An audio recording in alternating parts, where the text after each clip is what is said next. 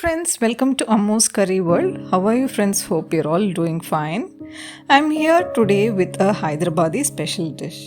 Hyderabadi Bagara Baingan ஒரு popular vegetarian dish from Hyderabad. இது ஹைதராபாதோட ஒரு ட்ரேட்மார்க் ரெசிபின்னு தான் சொல்லணும். ஏன்னா இது ரிச் மசாலா அண்ட் ஃப்ளேவர்ஸ் அடங்கின ஒரு டிஷ். கெஸ்ட் வரும்போது பிரியாணி பண்ணிவிட்டு அதோட பகாரா பயங்கன் சர்வ் பண்ணலைன்னா அது ஒரு மிஸ்ஸிங் எலிமெண்ட் தான். ஏன்னா பிரியாணியோட ஒரு பர்ஃபெக்ட் காம்பினேஷன் தான் இந்த பகாரா பயங்கன். மோஸ்ட்லி ஹைதராபாத் முஸ்லீம் மேரேஜஸில் பார்த்திங்கன்னா பெரும்பாலும் இது ஹைதராபாதி மட்டன் பிரியாணியோட சர்வ் பண்ணுவாங்க. இது நான், ரோட்டி, சப்பாத்தி, பூரி அண்ட் ஸ்டீம்டு ரைஸோட கூட ஒரு பர்ஃபெக்ட் காம்பினேஷன். வாங்க இந்த அருமையான ஹைதராபாதி ஸ்பெஷல் ரெசிபி எப்படி பண்ணலான்னு பார்க்கலாம்.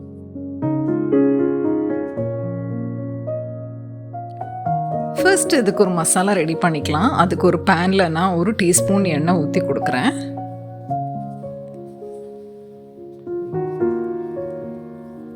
அதில் ஒரு 1/4 கப்பு வேர்க்கடலை சேர்த்துக்கலாம். இது பச்சை வேர்க்கடலை தான்.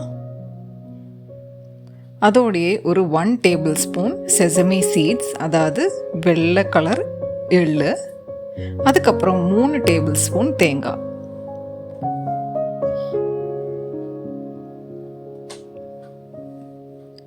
இது எல்லாமே நம்ம நல்லா ஃப்ரை பண்ணி எடுத்துக்கலாம். நல்ல ஒரு அரோமா கிடைக்கிற வரைக்கும், அதுக்கப்புறம் இது நல்ல ஒரு ப்ரௌன் கலர் ஆகிற வரைக்கும் நம்ம ஃப்ரை பண்ணி எடுத்துக்கலாம். இப்போ பாருங்கள், நம்மளோட தேங்காய் வேர்க்கடலாம் நல்லா ஃப்ரை ஆகிடுச்சு, ஓரளவுக்கு ப்ரௌன் கலர் ஆகிடுச்சு. இப்போ நான் ஸ்டவ் ஆஃப் பண்ணிடுறேன்.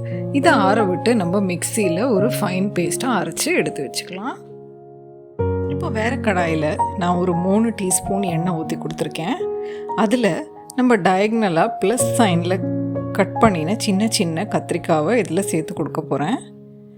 பெரிய கத்திரிக்காய் எடுக்காதீங்க, சின்ன சின்ன கத்திரிக்காவாக இருந்தால் இன்னும் டேஸ்ட்டாக இருக்கும். அதுதான் இந்த கிரேவிக்கு சூட் ஆகும். ஸோ அந்த மாதிரி கத்திரிக்காய் எடுத்துக்கோங்க.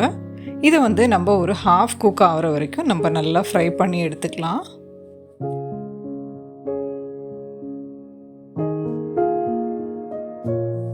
இப்போ பாருங்கள், நம்மளோட கத்திரிக்காய்லாம் ஓரளவுக்கு ஹாஃப் குக் ஆகிடுச்சு, நல்லா பர்ஃபெக்ட் ப்ரௌன் கலர் ஆகிடுச்சு. இப்போ இதை எடுத்து மாற்றி வச்சிடலாம். அதுக்கப்புறம் நெக்ஸ்ட் ஸ்டெப்புக்கு போகலாம். இப்போது அதே எண்ணெயிலேயே நான் ஒரு துண்டு பட்டை, 3 கிராம்பு, 3 ஏலக்காய் சேர்த்துக்கிறேன்.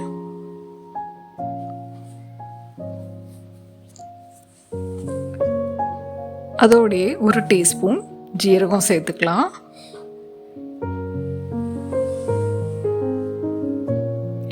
ஜீரகம் நல்லா பொரிஞ்சு வரும்போது ஒரு 2 வெங்காயம் நான் மிக்சியில் பேஸ்ட் ஆக்கி வச்சுருந்தேன், அதை சேர்த்து கொடுத்துடலாம்.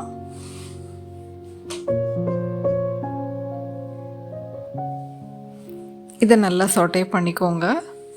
ஒரு லைட் ப்ரௌன் கலர் ஆகிற வரைக்கும் நம்ம இதை சாட்டே பண்ணி எடுத்துக்கலாம். இப்போது இதில் 1 டீஸ்பூன் ஜிஞ்சர் கார்லிக் பேஸ்ட் சேர்த்துக்கிறேன். அதையும் சேர்த்து நல்லா சாட்டே பண்ணி எடுத்துக்கலாம். இதோட ஒரு 2 பச்சை மிளகா, அதாவது ஸ்லிட் பண்ணின 2 பச்சை மிளகாவை சேர்த்து நல்லா மிக்ஸ் பண்ணி கொடுத்துருங்க. இப்போ இதில் ட்ரை பவுடர்ஸ்லாம் சேர்த்துக்கலாம். ஒரு 1/4 டீஸ்பூன் மஞ்சள் பொடி, 1 டேபிள் ஸ்பூன் மல்லிப்பொடி, 1 டீஸ்பூன் ரெட் சில்லி பவுடர், அப்புறம் ஒரு 1/2 டீஸ்பூன் காஷ்மீரி சில்லி, அப்புறம் ஒரு 1/2 டீஸ்பூன் ஜீரா பவுடர் சேர்த்துக்கலாம். நல்லா கலந்து விட்டுருங்க.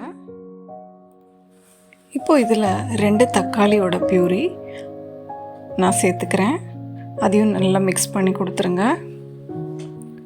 இப்போ இதில் தேவையான அளவுக்கு உப்பு சேர்த்து நல்லா மிக்ஸ் பண்ணி இதை கொதிக்க விட்டுறலாம். மூடி வச்சு இதை ஒரு 5 மினிட்ஸ் கொதிக்க விட்டுறலாம். இப்போ பாருங்கள், நம்மளோட கிரேவி நல்லா கொதித்து வந்துருச்சு, எண்ணெயெல்லாம் மேலே தெளிஞ்சு வந்துருச்சு. இப்போ நம்ம அந்த கோகனட் பேஸ்ட்டை இதில் சேர்த்து கொடுத்துடலாம். நல்லா மிக்ஸ் பண்ணி கொடுத்துருங்க.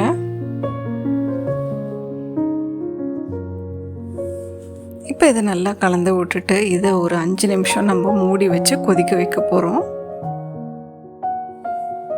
இப்போ பாருங்கள், நம்மளோட கிரேவி நல்லா கொதித்து வந்துருச்சு, எண்ணெயெல்லாம் மேலே தெளிஞ்சு வந்துருச்சு. நல்லா மிக்ஸ் பண்ணி கொடுத்துருங்க.